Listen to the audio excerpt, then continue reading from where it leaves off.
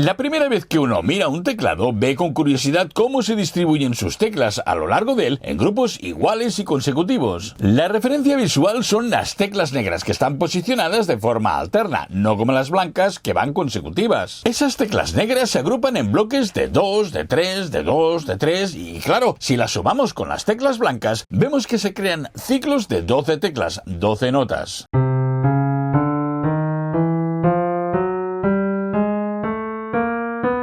Pero, ¿por qué tenemos justo 12 notas para componer? ¿Hay más notas, sonidos en el universo musical? Luego te hablo del porqué de nuestras 12 notas. Y sí, hay más notas, sonidos en el universo musical. Las encontraremos en músicas de otras culturas. Lo que sí es cierto es que la física y las matemáticas juegan un papel protagonista en esta película. ¿Me acompañas a descubrirlo? Pero antes, si todavía no lo has hecho, no olvides suscribirte. Like, campanilla para estar atento a las novedades, comentar, compartir, pequeños gestos que sabes que ayudan al canal. Ahora sí, soy Pere Hernández y hablemos de física y música después de la intro.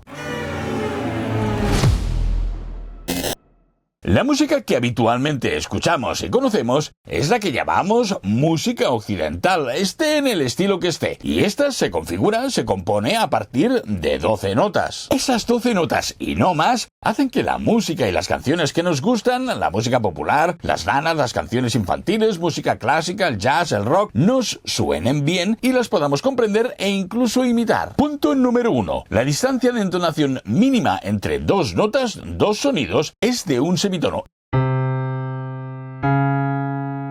Eso sí, en nuestro sistema musical. ¿Y qué es eso de sistema? Pues es el orden establecido para configurar las notas que se incluyen en un ciclo, de la primera nota hasta su repetición, que estará justo a una octava de distancia de la primera. Bien, pues en nuestro caso y en la actualidad, a ese sistema se le llama temperado y divide una octava en 12 notas a igual distancia de entonación entre ellas, un semitono. ¿Y eso tiene algo que ver con la afinación global de, por ejemplo, un instrumento? Pues no, puesto que tengamos la referencia de afinación que tengamos, todo lo que escuchemos será proporcionalmente igual. Si afinamos nuestro instrumento en base a la nota La, pero a una frecuencia de 446 Hz y tocamos un fragmento...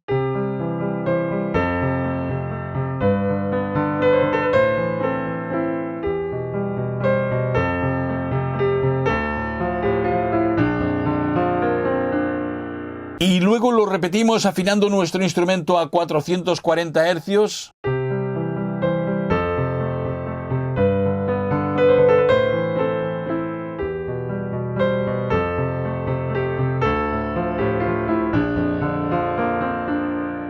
y luego a 434...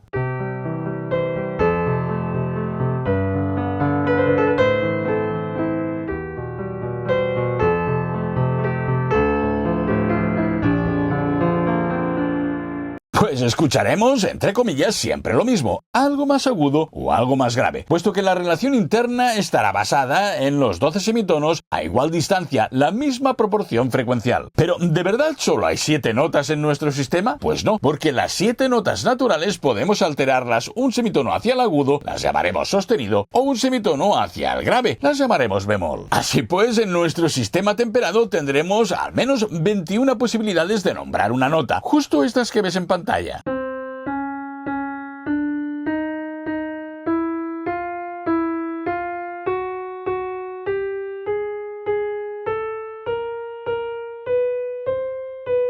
Ahora, eso sí, sonidos reales dentro de una octava tan solo tendremos 12, puesto que cualquier nota sostenido suena exactamente igual que su consecutiva bemol. Y esto es así gracias a nuestro sistema temperado. La forma más evidente de verlo en la práctica es mediante las armaduras que nos indicarán la cantidad de sostenidos o bemoles que tendrá nuestra canción o pieza musical. Pero, ¿cómo empezó todo? Con la física. La base es una onda de sonido como esta, lo que se llama un sonido puro. Los parámetros que se pueden variar sobre una onda son dos. El primero es la frecuencia, la velocidad a la cual oscila,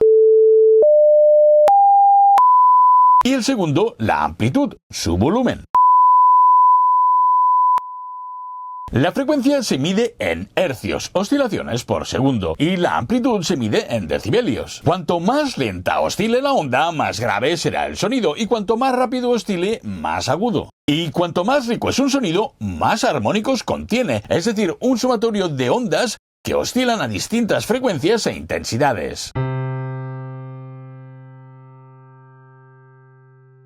Eso precisamente es lo que caracteriza a cada uno de los sonidos que escuchamos, y en la música a cada uno de los instrumentos. Es su ADN. Esto que ves es lo que se conoce como serie armónica, es decir, un sonido base o primer armónico o fundamental al cual se le van sumando más armónicos que oscilan a diversas frecuencias en este orden y a distintas intensidades. El primero de los armónicos, el sonido base, oscilará a una frecuencia X. El segundo de los armónicos oscilará al doble de frecuencia y será su octava. El tercero de los armónicos oscilará al triple de frecuencia en relación al primero y será su quinta. Y el cuarto armónico oscilará 4 veces más que el primero y será su segunda octava. Y así sucesivamente se siguen sumando armónicos hasta completar la serie. Bueno, no del todo. En realidad hasta el armónico número 18, que supuestamente es el que podríamos identificar en un sonido complejo. Todo eso está muy bien. Pero al final, ¿de dónde salen las 12 notas de mi instrumento? El origen de todo esto se remonta unos 2500 años atrás, al filósofo y matemático griego Pitágoras. Él estableció el primer sistema que pondría las bases de la música. Dedujo que entre los sonidos, las notas, existía una relación proporcional. Por ejemplo, si pulsaba una cuerda con una longitud X, obtenía un sonido porque vibraba a una frecuencia concreta.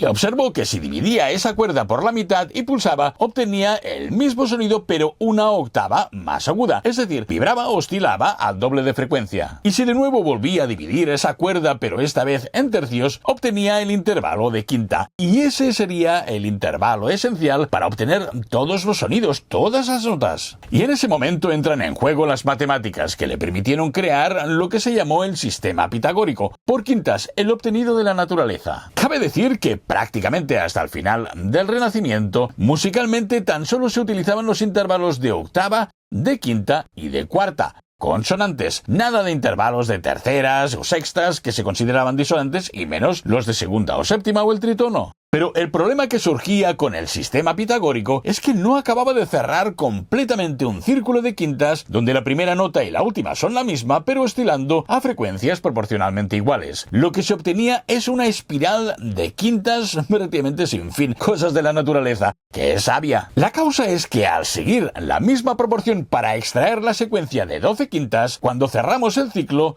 observamos que la frecuencia de la primera nota y la última no coinciden. Por ejemplo, do y si sostenido, mientras que en nuestro sistema temperado suenan exactamente igual, oscilan a la misma frecuencia. A esto se le llama enarmonía. Fíjate en lo que te voy a mostrar ahora.